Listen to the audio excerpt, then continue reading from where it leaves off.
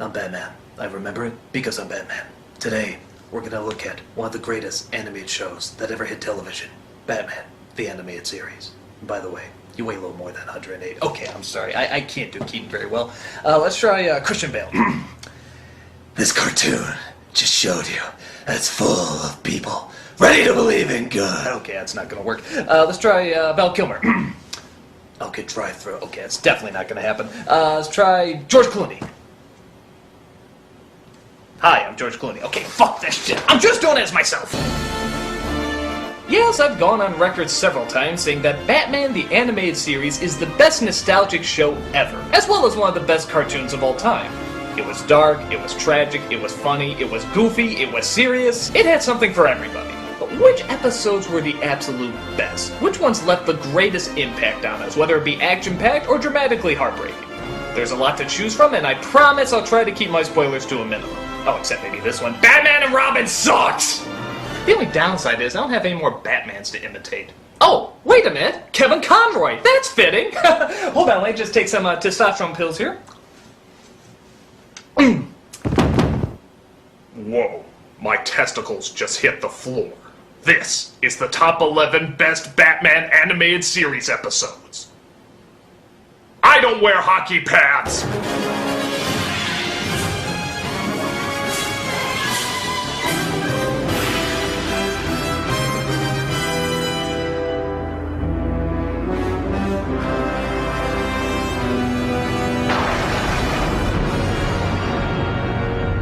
Number 11. Beware the Grey Ghost. Though a good episode, a lot of it holds up particularly well because of the celebrity voice they use, but I'll get to that in a second. The episode centers around an old TV show called The Grey Ghost that Bruce Wayne used to watch as a kid. Years later, it turns out some psycho is imitating one of the villains from the show, and since all the episodes were destroyed, Batman goes to the star himself, The Grey Ghost, for help. I'm just an actor. The Grey Ghost was a part I played. The bombings in Gotham are exactly like an episode of The Grey Ghost. I need you to remember how it was done. It's a good episode because it's a decent mystery. It's neat to see Bruce Wayne's inspiration as well as actually some happy flashbacks to his childhood. And it also shows the dramatic downside to both having and losing fame. Although I will admit, it's a little weird to see Batman actually go fanboy for somebody. I mean, when you're a kid, it's one thing, but the idea of Batman, the Dark Knight, having a little shrine in his Batcave dedicated to a TV show? Jesus, Batman, you're a dork! As a kid, I used to watch you with my father.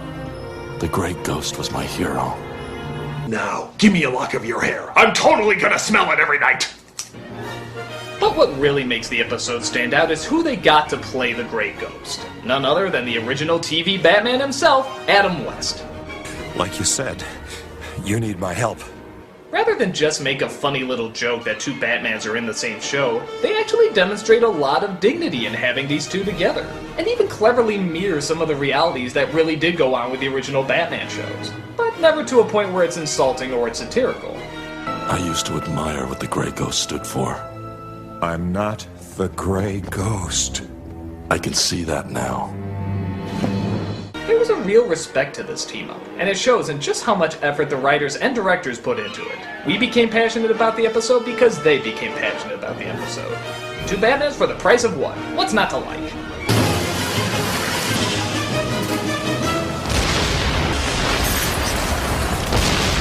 Some days you just can't get rid of a bomb. Number 10. The Man Who Killed Batman. This one gets overlooked a lot, but it really is a gem. A little twerp named the Squid wants to make a name for himself as a big-time gangster, but nobody wants him because he's a timid little screw-up. Why did you bring along that loser? He's useless. Not as bait for Batman. He'll be too busy kicking the crud out of Sid to notice us. But it turns out he stumbles upon a bit of luck when he accidentally knocks Batman off a cliff and apparently kills him. He came right at me. I was just trying to get away and he went over the side. Sid the Squid just offed the Batman. Suddenly, he's the most notorious criminal in town, and everybody is in awe of his accomplishment. Suddenly I'm thinking, if I take down the guy who took down Batman, then I'll be the toughest guy in town. Hey, you got my vote, Chief. But again, with that fame comes a price. People start to challenge him to fights, others try to murder him. Even the Joker seems mighty pissed off that there's no more fun to be had with the mythical Dark Knight. There's a certain rhythm to these things. I cause trouble, he shows up. We have some laughs and the game starts all over again. Without Batman, crime has no punchline. There's an especially funny scene where the Joker actually throws a funeral for Batman, and of course it's totally keeping in character. It's time to look ahead to a future filled with smiles. Just as soon as we take that man there and slap him in that box there and roll it into that vat of acid there. And for the record, Harley's kazoo playing is nowhere near as good as Paw's kazoo playing. It's a classic case of a person who wanted fame and attention, but wasn't ready for the pain and responsibility that came with it. No one's that lucky or stupid. Yes, I am. The story is great, the scenes with the Joker are hilarious, and actor Matt Frewer as the Squid really makes a perfect comic foil. Oh. Sorry about the leather. It's a perfectly told tale of what happens when too much recognition comes to the wrong person at the wrong time. Guess I can't win for losing, huh? Number 9. Mad Love. One of the show's crowning achievements was the creation of Harley Quinn, who has since become many people's favorite Batman character. But we've never actually known her history. They've hinted at it before and dropped clues here and there, but they've never given us the straight-up details about how she ended up with the Joker. Well, this is the episode that sets it all straight. It turns out Harley was an intern at Arkham Asylum and was looking to cash in on one of the high-profile criminals to write a tell-all book about. You can't deny there's an element of glamour to these super criminals. I'll warn you right now. These are hardcore psychotics. If you're thinking about cashing in on them, think again. But when she started interviewing the Joker, he played to her weaknesses and his mind games slowly started to sink in. And just like the Dark Knight, we have no idea if his past story is the real one or a false one. My father used to beat me up pretty badly. Every time I got out of line, BAM! And one night, he goes off crazier than usual. It's also the first time we get a very strong indicator that the Joker and Harley have, well, made whoopee cushion. I mean, it was hinted at before, but this scene pretty much cements that they've been together. Don't you want to rev up your Harley? Vroom, vroom.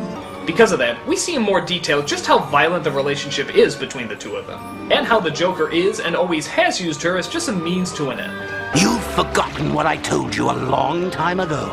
You always take shots from folks who just don't get the joke. And don't call me Puddin'. It's actually a pretty tragic look at abusive relationships in general. And no matter just how tormenting one can be to another, there's always something that keeps the other coming back for more. Yeah, there's quite a bit of fan service, and I don't know why the Joker looks like Mickey Mouse, but it's still a solid episode that finally fills us in with all the questions we had about our favorite henchwoman. And it didn't disappoint with the answers. My fault. I didn't get the joke.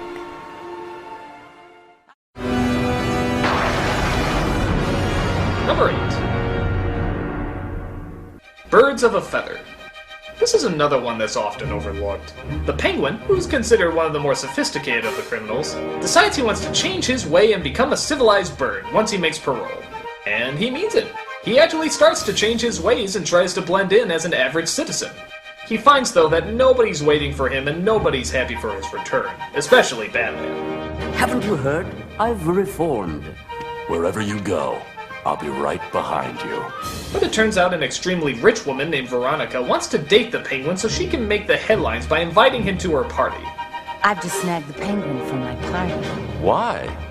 For the entertainment, Dodo. Can't you just see their faces when that stuffed capon waddles in? She's pretty much dating him as a joke, just a means to get attention from other rich people. She quickly finds, though, that he's not as charming as she thought, and, well, it's pretty fucking gross. But the attention she's getting is far too much for her to pass up. While she's dating him mostly to make fun of him, the Penguin takes it very seriously, and even starts to fall in love with her. And after an incident where he saves her life, even she starts to see a little bit of good in him. You know, it was quite touching, actually. It's not often that a man rushes to my rescue. Unfortunately, he wants to see me again. But like all tragic tales, the truth is revealed at just the wrong moment, which causes the Penguin's heart to be broken and return back to his villainous ways. The episode is actually very similar to another one called Harley's Holiday, where Harley Quinn starts a new life for herself, finds it hard to fit in, and also tragically gets thrown back to her old ways. But this one takes its time a little bit more. It shows how involved the Penguin really got into the relationship, and how close he really was to turning over a new leaf. It's more detailed, it's more cruel, and therefore more sad. Not only does the Penguin almost truly reform himself, but Veronica almost does too. And if it didn't all spawn from such a cruel joke, maybe both these people could have turned out to be better. I really was growing fond of you.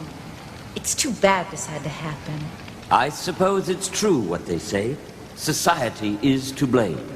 High society. It's a tale of what could have been and what shouldn't be done. Ain't love a bitch?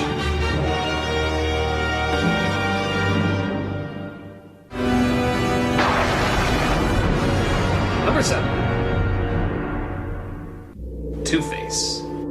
Considered one of the most depressing of the Batman villains, Harvey Two-Face Dent is a criminal with a deep and complex backstory. He suffers from an extreme split personality, which causes him to flip-flop from a kind, intelligent politician, there's so few, to a bloodthirsty monster who lunges out at random. He has bad dreams, hears the voice in his head, and at the worst-case scenario, he actually becomes the other personality. I would like to talk with Big Bad Harv. I don't think he wants to talk. Please try. Big Bad Harv? Speaking. What makes this character so good in the show is that the transformation episode isn't the first time we see Harvey. They've actually established him several episodes before. He hangs out with Bruce Wayne, goes on dates, helps out the commissioner, so he was a completely set up character that we really got to like. So when this episode came out, it was a genuine shock to see the demons he was battling. If anyone's leaving, it's Mr. Goody-Good. And maybe you with them.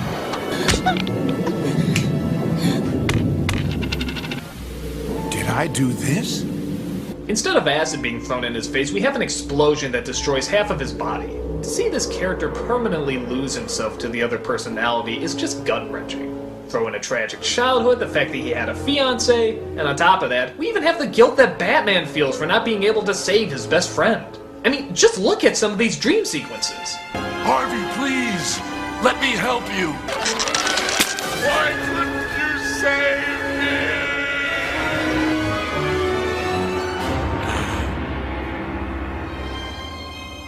Why couldn't you save us, son? Jesus, man! Could you throw like a happy face in there or something? Why couldn't you save us, son?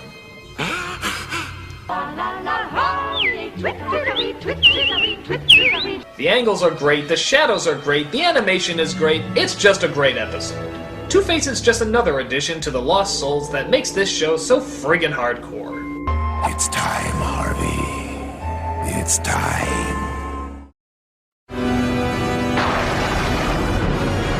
Number 6. Over the Edge. Now, with a title like that, you know some shit has to go down in this episode. And by God it does! Get a load of this opening. It starts out with Batman and Robin being chased by Commissioner Gordon and his men trying to gun them down right after they arrest Alfred. And the award for best what the fuck opening goes to... that! I mean, holy fuck, that's one hell of a way to start out! But that's nothing. That's just the intro. Every holy shit moment you can imagine happens right after this. We find out in a flashback that because of a fight with the Scarecrow, Batgirl gets killed, smashes into her father's car, and Gordon then finds out that she was his daughter the whole time. How could you? I worked with you, trusted you. And you never told me? He quickly discovers who Batman is, goes full force in taking him down, Nightwing is taken to jail, Robin is told to turn himself in, Gordon even makes a deal with Bane to go after Batman, knowing he'll show up to his daughter's funeral. Good fuckity hell! There's no place to run, Wayne. I want him alive. Alive to rot away in Arkham, surrounded by the monsters he's created.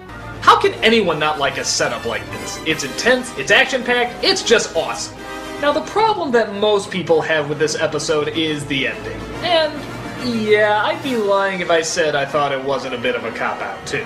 I don't know, maybe it's because we could all see it coming, and I guess we sort of thought they'd throw a better twist on top of it, but it's not one of the stronger endings. Despite that, though, the majority of the episode still holds up pretty strong, and it's still a great what-if story.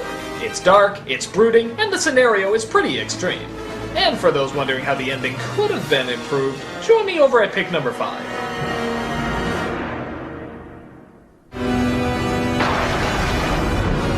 Number 5. Perchance to Dream.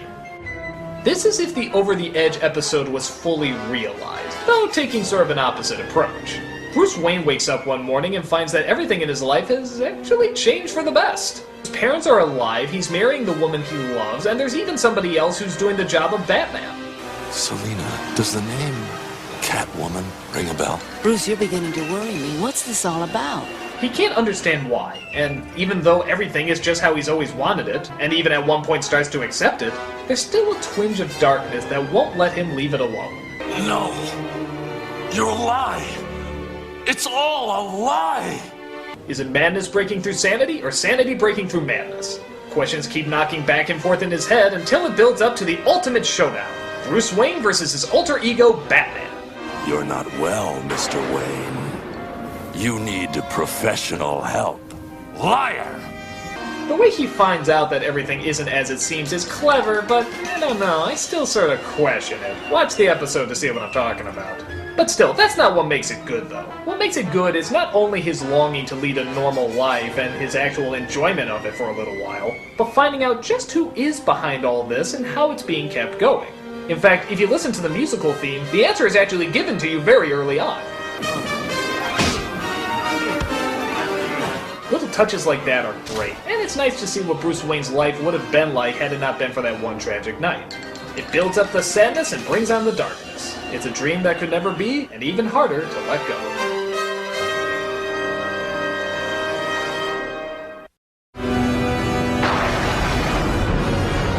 Number 4. Heart of Ice. Much like how the show created Harley Quinn, they also recreated Mr. Freeze, giving him a very different and much darker backstory. Freeze in this version was originally a scientist, trying to find a cure for his deathly ill wife who he has cryogenically frozen to save her. Once he goes over budget though, his boss comes in to shut the experiment down, dooming his chances of ever seeing her again. It's our only chance! This is my equipment! No! Freeze tries to fight them off but gets knocked into a bunch of various chemicals that do all those creative things that a bunch of various chemicals do. In this case, make it impossible for him to live without being at sub-zero temperatures. It would move me to tears if I still had tears to shed. Thus, that's where the freeze suit comes from, and that's where his cold outlook on the world originates. I can only beg your forgiveness and pray you'll hear me somehow. Someplace where a warm hand waits for mine. The backstory was so good that now everybody uses it. The comics, the graphic novels, the TV shows. Even Joe Schumacher, to his credit, knew how powerful the image of a frozen loved one looked. But that still doesn't excuse that which shall never... Never leave the cave without it. Don't tempt me, Clooney. The imagery this episode creates is always memorable and often duplicated. It's the kind of surreal imagery people love to use in Batman stories. And this is the episode that started it all. It made Freeze more than just a guy with a cool gun. It made him a Shakespearean tragedy. The music as well adds to the macabre wonder that the episode creates. The atmosphere in every respect is so heavy that the lines practically write themselves. To never again walk on a summer's day with a hot wind in your face and a warm hand to hold. Oh yes, I'd kill for that. A much better alternative than... Freeze well! That! Number 3. Trial. This episode brings up something that a lot of Batman fans have brought up for a while. With criminals like the Joker, Two-Face, and Clayface, is Batman doing more harm than he is good? Half the time it seems like he's almost created these villains. Does it turn out all along that Batman is actually the cause of the majority of misery in Gotham City? Well, all the famous villains get together to find out. They take over Arkham Asylum, capture Batman, and force the new district attorney to represent him. The only downside is... Wait, those were all downsides. the district attorney thinks Batman is just as guilty as the rest of them. Not only does Batman create these so-called super criminals, he takes it upon himself to be their judge and jury with no regard for the legal system. These are actually very good points. They're issues that have haunted what Batman, as well as what any other superhero does, for a long time. With the Joker as judge and Two-Face as the prosecution, the biggest gathering of villains in the show's history come together to see if they've been wronged by Batman's vigilanteism.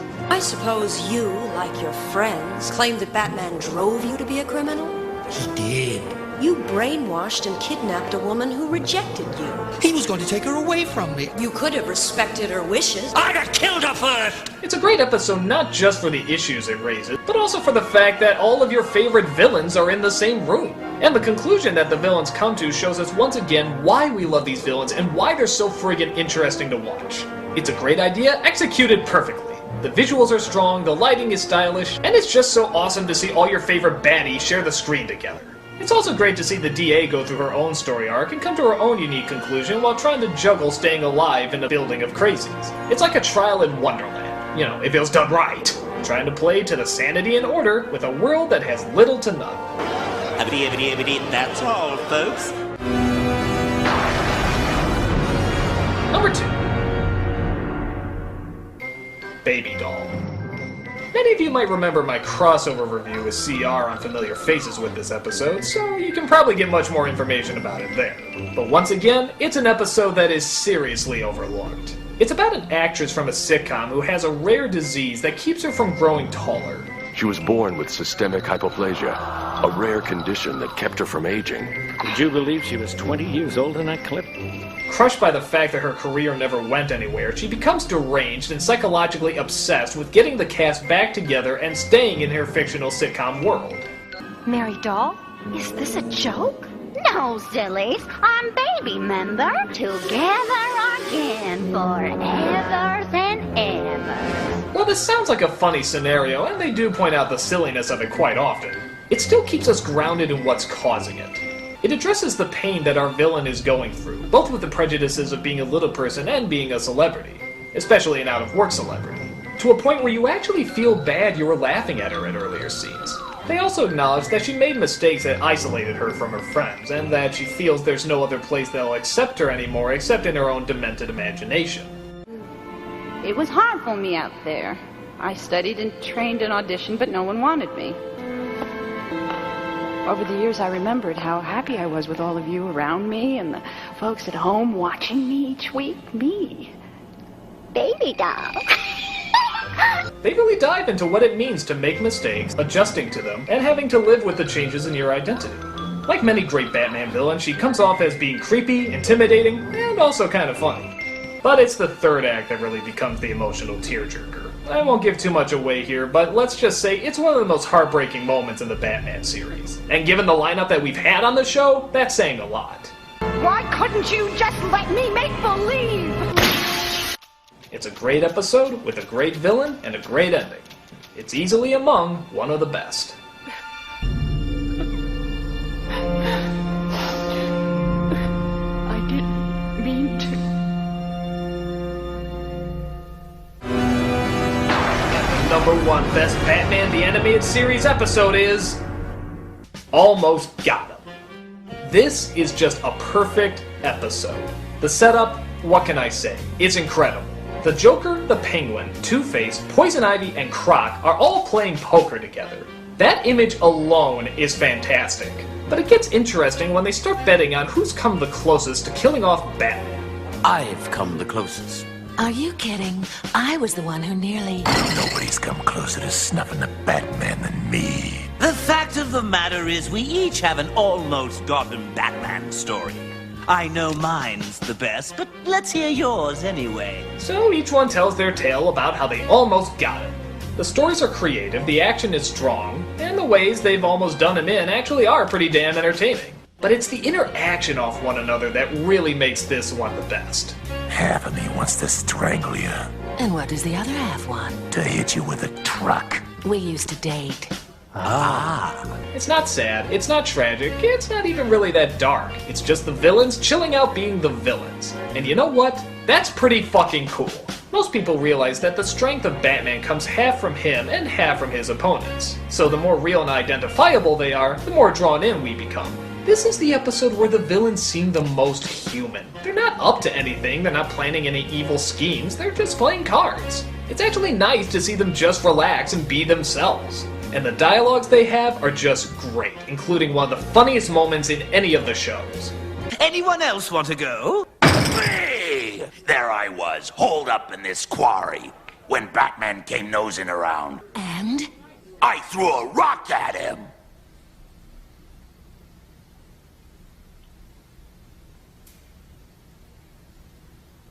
It was a big rock. It's also the first time the show had 5 of the major villains in one room. This would be upstaged later with the trial episode, but for the time, this was pretty friggin' awesome that we saw this. It's sort of like when all the villains got together in the Batman movie. It's just so cool to see them working off each other. The writing is great, the animation is great, the stories are great, and it even builds up to a bit of a twist at the end, to show that the episode actually did serve a purpose outside of just seeing the bad guy shoot the shit.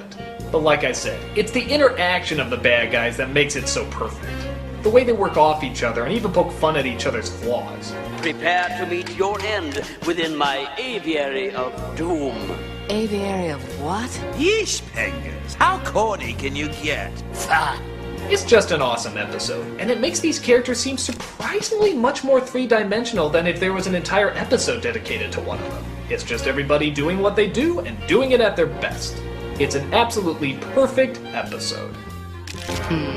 Almost got him.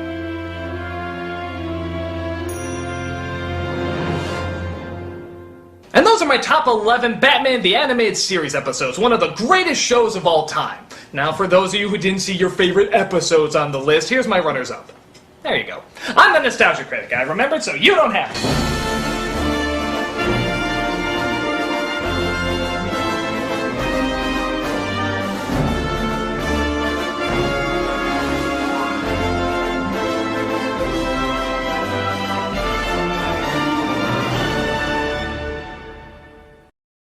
It was a big rock.